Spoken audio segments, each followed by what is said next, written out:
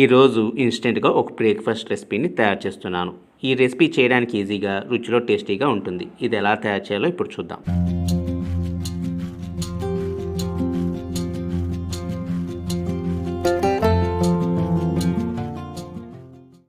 Hi అండి, ఎలా ఉన్నారు? అందరూ బాగున్నారా? ముందుగా తెలుగు వారందరికీ నా నమస్కారం. అదే కదండి మన సంస్కారం.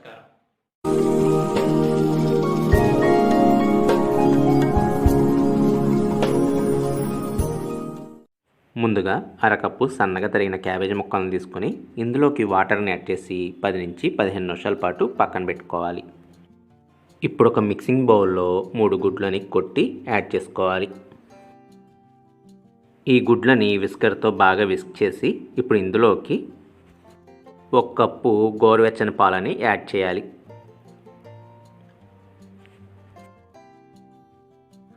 అలాగే 1 కప్పు వాటర్ని కూడా యాడ్ చేసుకోవాలి. ఇప్పుడు ఇందులోకి 7 గ్రామ్స్ డ్రై ఈస్ట్ ప్యాకెట్ని యాడ్ చేసుకోవాలి. ఈ డ్రై ఈస్ట్ మనకి ఈజీగా సూపర్ మార్కెట్లో లభిస్తుంది. డ్రై ఈస్ట్ యాడ్ చేయడం వల్ల ఈ రెసిపీలోకి పిండి పిండిగా కాకుండా ఫ్లఫీగా వస్తుంది. ఇందులోకి చిటికెడు పంచదార, రుచికి సరిపడినంత ఉప్పు కూడా యాడ్ చేసి మిక్స్ చేసుకోవాలి. అంతా మిక్స్ చేసుకున్న తర్వాత 2 కప్పుల మైదాని యాడ్ చేసుకోవాలి. నేను చెప్పిన మెజర్మెంట్స్ కనుక మీరు ఎగ్జాక్ట్గా ఫాలో అయితే ఫ్లఫీగా, టేస్టీగా ఈ రెసిపీ మనకి వస్తుంది. ఇప్పుడు విస్కర్తో మొత్తాన్ని బాగా కలుపుకొని అంతా మిక్స్ చేసుకున్న తర్వాత దీని మీద క్లాత్తో కానీ ఒక ప్లేట్తో కానీ కవర్ చేసి 10 నుంచి 15 నిమిషాల పాటు పక్కన పెట్టుకోవాలి.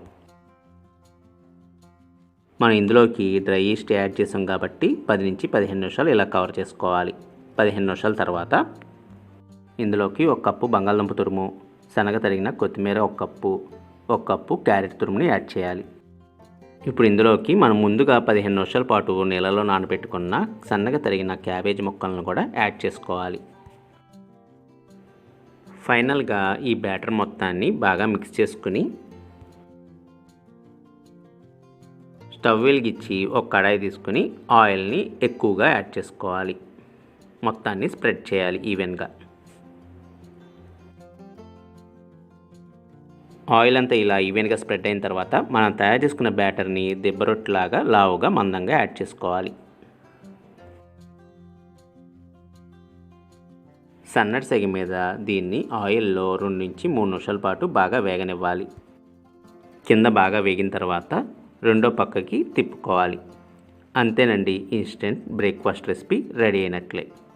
మీరు కూడా ఈ రెసిపీని ట్రై చేసి మీ వాల్యుబుల్ ఫీడ్బ్యాక్స్ని నాకు కామెంట్స్ రూపంలో తెలపండి.